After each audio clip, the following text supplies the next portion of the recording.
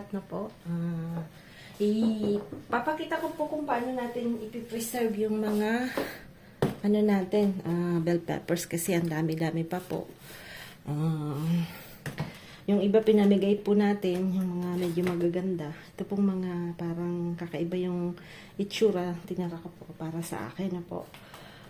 Nagtira din pa ako ng mapula kasi yun po yung bibinhi natin. We will plant the seeds next year na po. So, yan.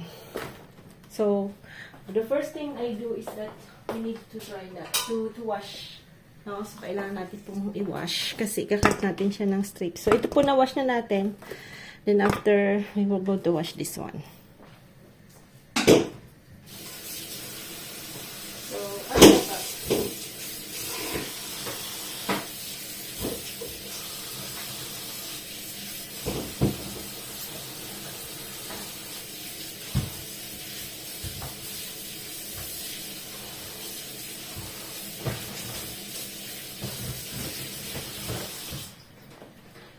So, since it's from the garden na po, we don't put any pesticides. So, hindi mo na kailangang ibabad pa in the sodium bicarbonate. So, ito po, nahugasan ko na po. So, I already washed this one. So, we will going to cut this one in lengthwise. Tapos, we will, i-freezer natin po siya, no? So, ayan, let's start.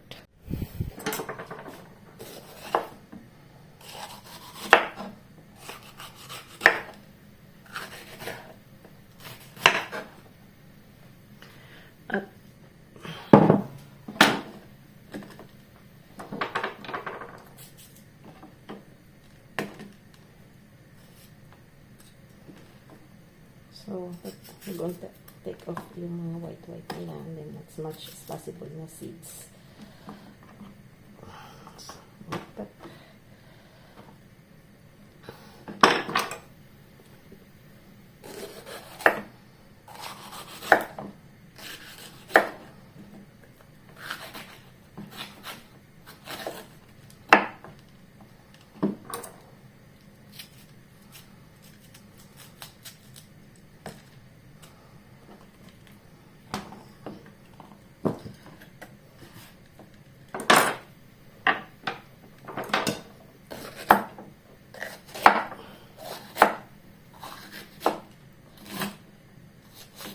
Ganda po ng, the bell pepper that we had na po.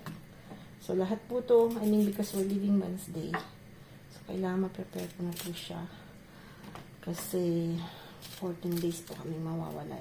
We're going to go to visit us yan. So, ayan.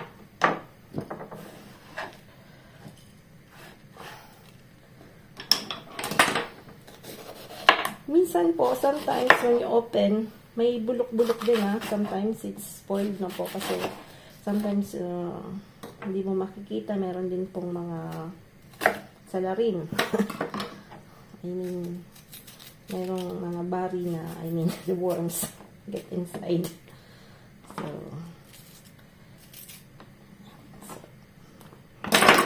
this one up.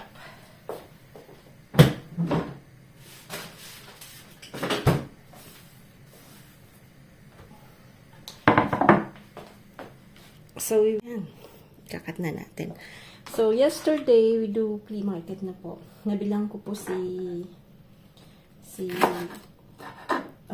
Ate Jinky. That's my sister in Philippines with my mom na po. Kasi she asked me that I buy some, yung nuwa. Ayan, kalimutan ko yung English ng cashew. No, that's not cashew nut. It's,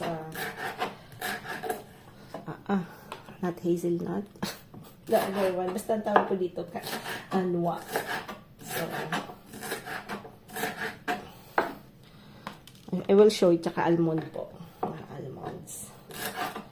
Nakalimutan ko sa English. So, yan. Cut natin po yan. Then, we will freeze that. Then, after, we're going to put in the plastic na po. So,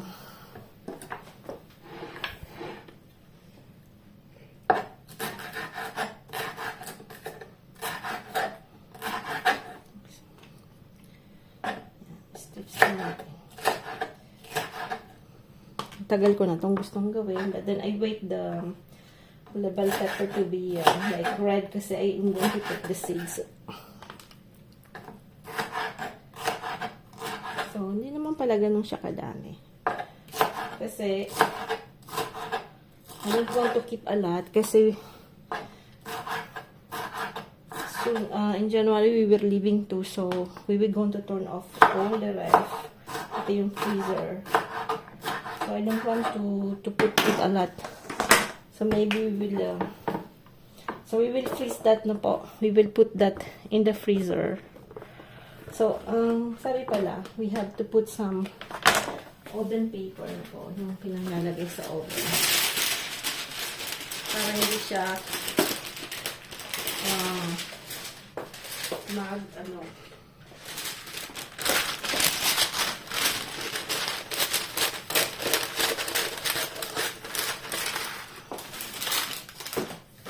hindi po siya dumikit.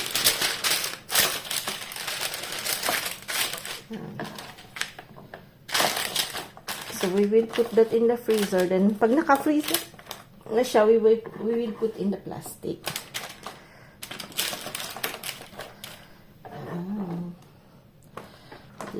Pwede pa siguro. Wow, this one, hindi iba na yung kulay niya.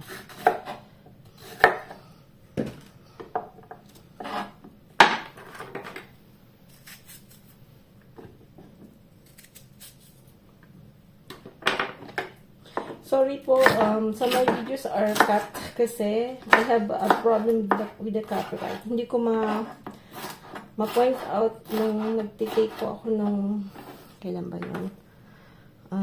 With the quail egg, tas yung soup na I want to show when I do some beef shank.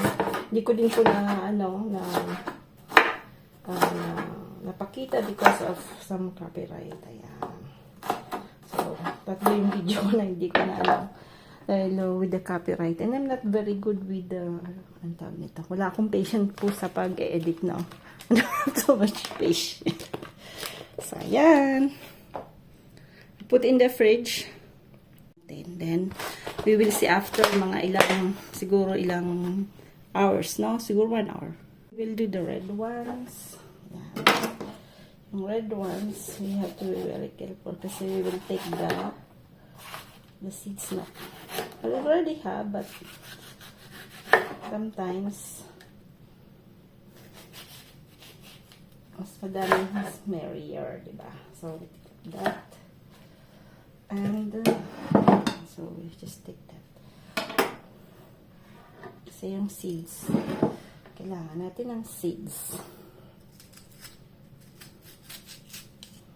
I never expected na I will have this big na po na bell pepper. Kasi if you see, talaga, parang akala mo yung the only thing na you buy in the store na po.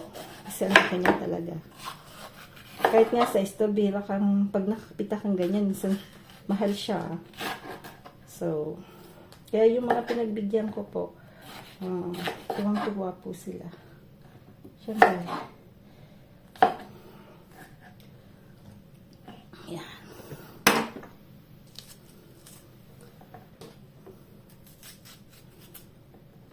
Okay.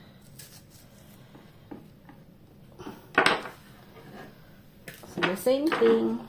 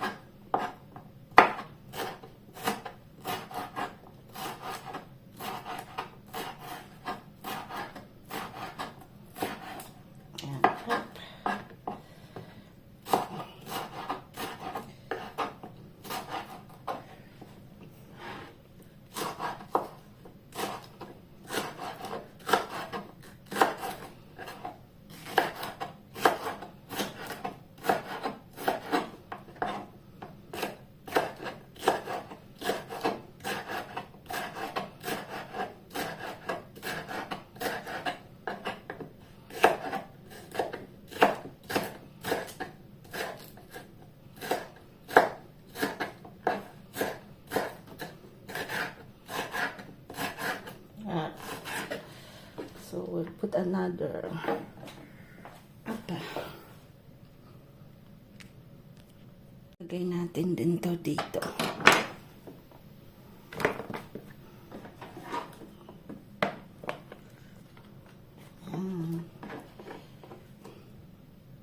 Ayan, up, medyo, ayan. So, pinapahiram ko po siya kasi. Kaya po ang dami kong ganito. Yung, dito po tawag dito torsion, no? So, I can't live without torsion. So, kahit ang dami ko na, if I have seen this in flea market, binibili ko pa rin pagka yung good deal siya. Kahapon meron sana, but medyo mahal yung asking price. So, hindi ko binili. Tsaka, dinilatan ako ni Paki. Uy, dami ka na niyan, ha? Tsaka, hindi po siya, pero hindi naman po siya, mahigpit. Pagka may gusto talaga ako, minsan nga kahapon po may nakita kong sewing box. Sabi ko, stem box. Sabi niya, sige, kuhanin mo na. Sabi ko, ang dami ko na rin naman. Tsaka yung mga sinulid, hindi naman siya ganun kagaganda. So, hindi ko na po binili. Ayan, may ibang kwento na. Papadala na naman ako. So, anyway, back na naman tayo dito.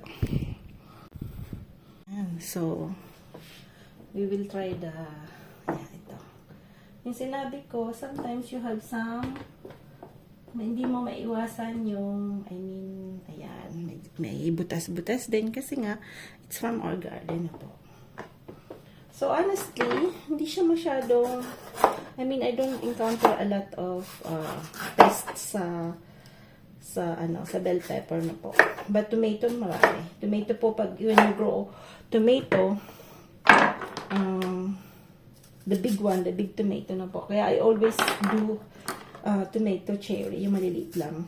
Kasi the big one, it's always, ang dami pong nagbubutas doon. Merong fly na talagang nagbubutas ng tomato. But bell pepper, no.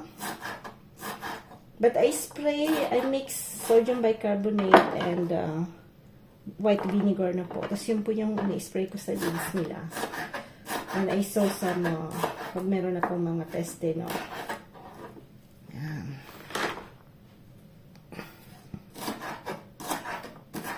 So, para hindi na tayo bibili ng bell pepper hanggang umuwi ng Pinas. Kasi minsan mahal din po talaga siya. Ayan. And I love using it sa fish, sa chicken, pag nag-roast ng chicken. Ayan, so ito, palaanahin natin yan. Ipunin natin to. Kaya nga walang gaanong garden si Mama sa Pinas na po. Kasi plant. We will visit kasi may binili kaming lupa doon. Ang magkakapatid. I will see if I can visit this time.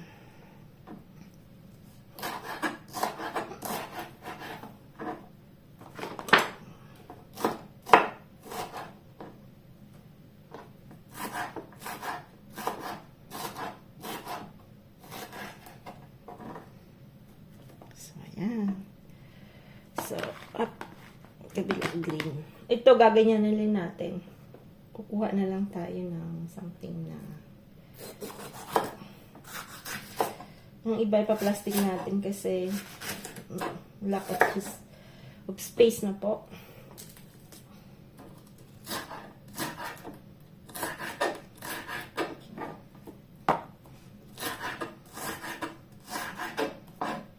Yan kasi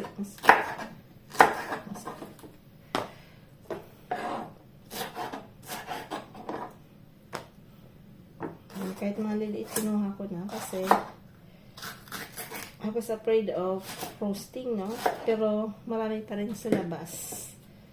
Meron pa rin siyang bell pepper. So titingnan natin. Kukuhanin natin mamaya. Pamilagay natin. Ulit. Kung may tao sa labas. Ayan.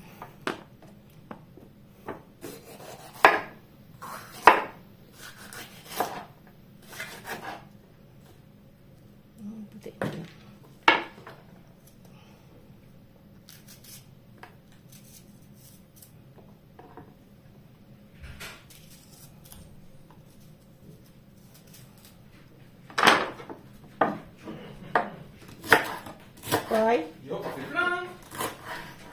Bah, just kung ba Philippine ba.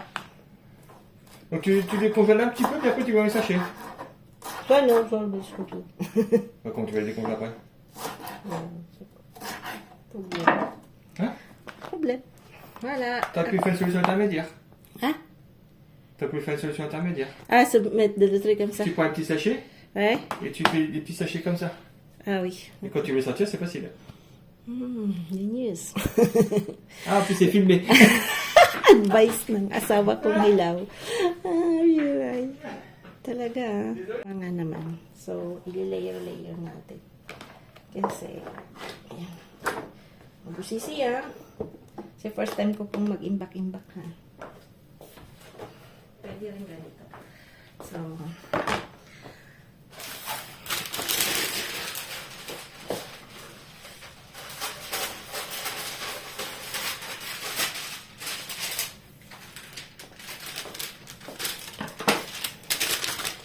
yung una, kuha pala tayo ng konti kasi ano po tayo. Ayan, nahulog na to.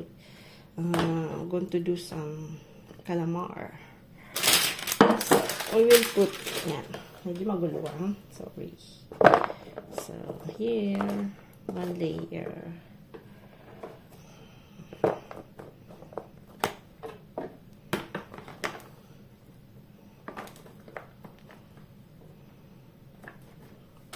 Okay, put this.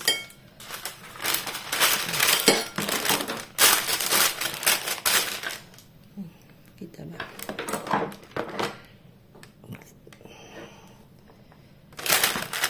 Here.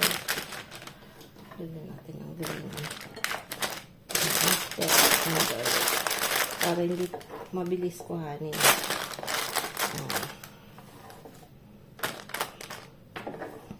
Yan.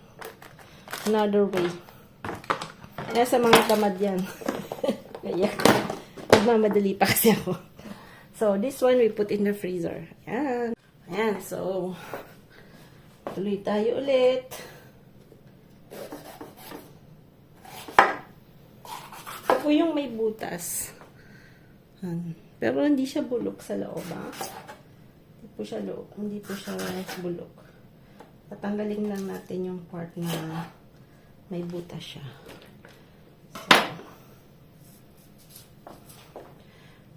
So, dami ko rin pong different kinds ng kutsilyo. Dati, lahat pong kutsilyong nakikita ko sa flea market binibili. At now I have a lot. So, niyadala ko rin po kasi sa Pilipinas. Kasi kung yung gaya ng maliliit na ganito, when you do mango na po, maganda siyang i-handle lang. So, kasi pagka talaga mahilig ka magluto, yan yung mga gusto mo. Kutsilyo, tuktukan, that's life. Kahapon may nakita ko, ang laking tuktukan. Kung tinanong ko yung mama, nabili na daw. Buti na lang kasi ang dami ko na pong tuktukan. So, sabi niya, uy, huwag na yan, laki niya na. Tutok. Hindi mo na lang alam ako saan ilalagay. Ang tuktukan mo. Ay.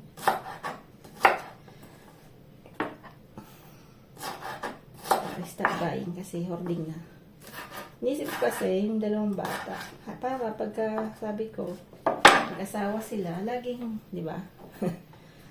Ayan, so lalagyan naman natin ito dito. Ayan. Umiin natin yung rep ng bell pepper. So, lahat to gagawin na natin kasi marami pa tayong kukunin. Ewan ko kung magpo-frost siya. So, ang maliliit hindi natin kukunin sa garden. Yung malalaki lang. But, kasi next week sa doon sa may lugar ni Sam mag-snow na po. Pero here naman, hindi nag-snow. Kaya lang, the problem is at night. Nag-drop po hanggang minsan 1 degree na lang yung labig na po talaga. So, hindi kakayanin ng ating vegetable na po. Yan, so, I-end ko na po to kasi medyo mahaba na rin yung video natin. So, yan po yung mga pwedeng, kasi hindi ko alam kung pwede nating i-dry siya kasi ang laki, baka mabubulok. Or I never see somebody na nagda-drying ng bell pepper na po. Ito po yung dry natin. Ito medyo malaki. Yan po nagda-dry na po siya. Ayan, papakita ko po yung sa kabila. Tingnan niyo. Ayan, pa-dry na po siya. So, ayan.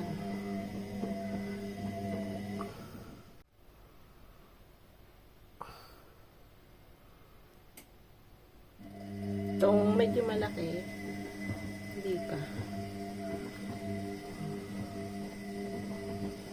Kiwi, hindi pa rin malambot. Sabi nila matagal daw yan pong pwedeng imbakin. So, okay lang hanggang back namin ng lalagay ko po yan sa garahe.